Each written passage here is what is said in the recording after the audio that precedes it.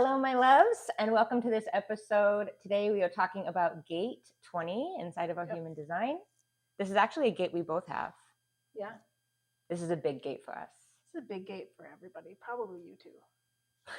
So the first thing that I want to clarify is that everybody has every gate, but your gates are either activated or not activated. They are either defined or undefined. So even if you don't have this gate defined inside of your specific design, it's really important to understand how this energy works, because there's going to be times in your life where that energy gets activated in you. And if you're already prepared on how to use it, you're going to be able to use it in the high vibration instead of the low vibration. That's perfect. So if you're curious if your gate 20 is activated or not activated, you can go to darcyandsarah.com. We'll put that in the notes for you below, and pull your human design. You're going to be looking for gate 20 in the throat center. It's a square that's literally right over your throat. If your 20 is lit up black, that means that your gate 20 is defined. And if it's not, then that just means for you, in this case, this one is undefined. So you have a little bit less consistent access to this particular gift. The way that I like to make sense of this in my mind is it's like when you used to play Mario Brothers when you were a kid. We still play Mario Brothers. We still play Mario Brothers. So when you used to play like old school Mario Brothers, there was like things that he could just always do. Like he could always walk, he could always jump, right? But then there were other times when he would have to like touch something. Yeah. So you like touch the raccoon and all of a sudden I can fly, or I touch the stone, all of a sudden I can just blow through things. Yep. And so when you have something defined or activated in your chart, it's like you're born with it. Like you always have that tool on. It's always a tool in your tool belt that you can just pull out. But when it's undefined, it means that you don't have consistent access to it. You kind of have to touch that feather. You have to turn into the raccoon first. You got to go out on the level and find it. Exactly. And the way that happens is one of two ways. Either you're sitting close enough to somebody, usually about 6 feet around us, other people's activated energy will activate our energy. And the other way that we can see these activate is doing certain planetary arrangements. Of course, the planets are always doing something. Busybodies. Busybodies. So when we talk about these gates, we're going to be going through all of the gates inside of human design so that you guys can learn how it is you could use this energy, whether it's activated or not. But when we go through these, I really want to highlight that when we look at this energy, there is a way that we can use this energy in high vibration. This is the way we want to strive to use this energy. We're going to talk about what that looks like. But then there's also a way that we can use this energy in low vibration. And it's not that low vibration is bad. It's just the old way that we used to use this energy, and it's no longer serving us. The caveat here is that our DNA is really used to using the energy in the old way. Yeah. And so like our reptilian brains constantly want to use this energy in the old way. And what we're doing is we're stretching our capacity to transform that energy and use it in a higher vibrational state. You might even feel that you might feel that stretch where you're being pulled to do something differently. That's that pull from the shadow to the gift. Or maybe you're feeling that pull and you just don't know what the gift is. So you don't even know what to move towards. That's what we're going to talk about today. And the really cool thing is like when we activate the higher expression, it's like we have all these beautiful things happen because we're in high vibe. And then other times, you know, we say the same exact thing, but it doesn't land quite the same. And we're like, what happened there? And that's because the vibrational expression, you know, changed. So when we talk about low vibe, there's going to be two ways that can show up, right? So let's get into gate 20 so we can show you guys what we mean. So gate 20 is the gate of I am now. Now. Right now. Right now. Now. In this moment. Right now. Right this second. Yes. So what's interesting about this energy is that this energy is given to us to allow us to be in the present moment. And it really allows us to get out of our mind. So the mind is going to want to take us to the past, or it's going to want to take us to the future, right? Like, oh my gosh, this is happening right now, but what does that mean? Oh my gosh, this is happening right now, but oh my God, I already experienced this. So that mind is going to pull you to the future. It's going to pull you to the past. Staying in the high vibration of 20 is actually about relaxing the mind and just allowing yourself to experience the present moment without trying to put all of these mental constraints around your experience. You know what's really interesting about that is that gate 20 is in the now, and gate 20 is connected to a lot of things. It's one of those gates that There's not a lot of these in human design, but it's one of those where it's connected to multiple other gates, forming multiple channels, but it's not connected to the mind. Correct. Which is why it's pushing you to get out of your mind and be in now. Yes. And I want to highlight this because we call this the gate of contemplation. And so for a lot of people, they're like, oh, contemplating, that means I'm in my head and I'm thinking about it. But it's not. Contemplating is about allowing spirit to come and to talk to you as opposed to letting that mind chatter. So when we get into low vibration, it's really about not being in the present moment. It's really about being someplace else, right? And this is going to show up in either the repressed or the reactive. So when you're in a low vibrational state, it's going to show up in one way or the other. When we talk about recessive, it's like I turn all of this shadow in on me. Mm-hmm. And internal. Yeah, it's a very internal process. And then when it's reactive, it looks like I take this shadow and I push it out into the world. Okay, so when you're in a low vibrational state around this energy, it's going to show up in one of two ways. If it's recessive, this looks like going numb. This looks like leaving the present moment and going someplace else. Have you ever experienced this? Yeah, I have. And I think it's really interesting when we talk about, we'll get into the reactive phase, but it's interesting because this particular gate is also connected to the spleen, which is like your fight or flight. It's like there's fight, there's flight, and there's freeze, and it activates freeze. Yes. In the internal, like, repressed state. Yes, absolutely. So it's like you're not in the moment, maybe you're someplace else. So maybe that looks like they actually say that you see this in the eyes. You just see the person's eyes just kind of go dull and it's like they're someplace else, right? And that's how this energy is going to show up in the recessive.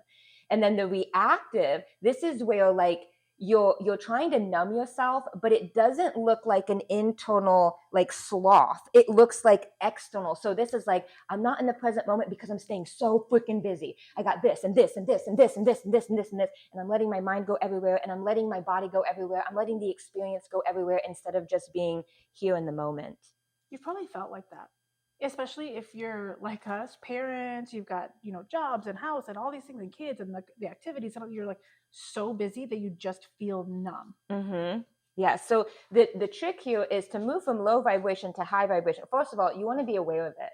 So there is this way that we can be soft about this process. This is not about judgment. This is not about fault. This is not about like feeling guilty for being in low vibration, vibrational expression. Those things are normal. Those things happen to everybody. There's no judgment here, but it's about being aware that we are in the low vibration and then being aware of whether that's coming up as recessive or reactive, and then moving to the higher vibrational state, which is I am going to be here in this moment. So in high vibration, in order to stay into a high vibrational space of I'm going to be in the present moment, it really requires a sense of safety, that it is okay to be right here, right now. A lot of times we make up these like false like fears or threats in our mind, and then even though we're safe in this present moment, our mind goes to whatever it is that we think is a potential threat, and we want to live there, and we think that if we don't go there something bad might happen. Right. So it's really important for us to work on that reassurance that like I'm okay, myself is okay, it's okay for me to be right in the now. This looks like you have to have a conversation with somebody and you're so worried about what they're going to say or how they're going to react to that conversation that you're like in your head, you're thinking about it, you're procrastinating, you're maybe pacing, you just feel like and then you have that conversation with them and they're like, okay. And there was this whole lead up that you went through because you were scared of something. So being able to have that awareness, that observation, and just being able to observe when you feel like that, for me, it's almost like I float above and I can like watch down and look at this whole scenario play out and see myself, not necessarily as myself, but as somebody else. Mm-hmm. And how would I perceive somebody else? I would just tell them not to be afraid, just go do it. Yeah, absolutely. Yeah. So in this series, we're doing a throat series right now where we're talking all about like how this energy shows up in the throat. So I want to take a second to talk about how this is going to show up inside of communication. Yeah. So when you have this gate activated, you are designed to speak with a voice that is, I am ... now. So you're going to fill in that ... with whatever you're doing. I am working on this now. I am experiencing this now. I am contemplating this now. It's really about being in that moment. So a lot of times when we're thinking about using this energy, to your point, we get all in our head about communicating it later. I can't tell anybody about what's going on right now because I'm not ready yet. Yeah. Oh my gosh, I have this beautiful idea or this beautiful, dream in my mind, but I don't want to talk about it yet. Not until it's all laid out. Not until I've actually achieved it. Not until. And this energy is not meant to be used like that. This energy is most powerful when it's in the moment, being delivered as you're experiencing and contemplating whatever it is that is showing up in your life in the moment. What's interesting to me about this particular gate, and as I've dug into it more, because it's connected to so many areas that are very intuitive, when you hesitate to speak about the now and what you are right now, intuitively, you are likely picking up something that you couldn't explain or couldn't know with your brain, but your body knows it. Mm-hmm. And so the person that you're communicating with, when you speak in the now, you're speaking not just with your voice, but with your intuition. And when you wait, whatever it was that you were picking up on intuitively, it's gone. And so it lands very flat versus if you would have spoken from the now in that moment with them, there's this deeper connection that comes up. You might be picking up on something within them and you are now, and you're speaking to them now, and you can speak to something very profound in them. But if you wait till later, it falls flat and that whole moment is gone. That's such a good point. I've literally had that happen where I'm in the moment, I'm sitting with somebody, and all of a sudden it's like my 20 is connected to my gut. Mm-hmm. So my gut will say this, right? It's like a gut instinct to just say it.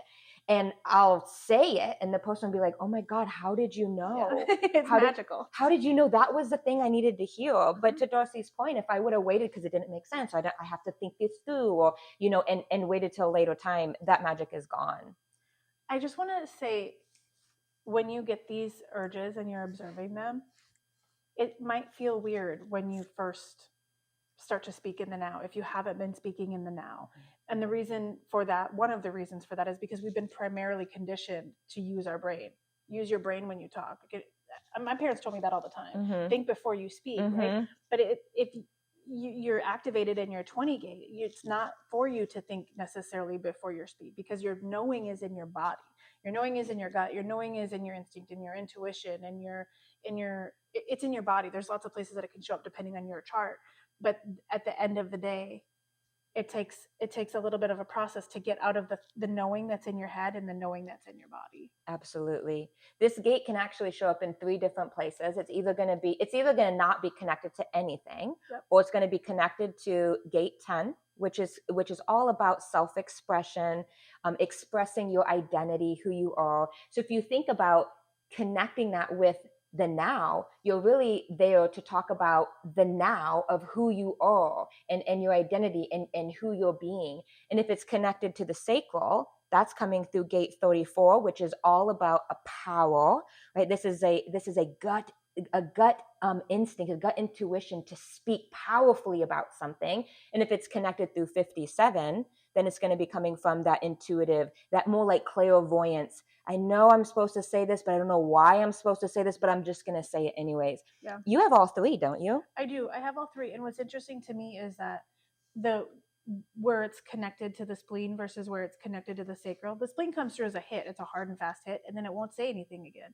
But my sacral, that line from 20 to 34, if I'm being called to say something in the now and I don't say that thing in the now, it will keep coming and keep coming.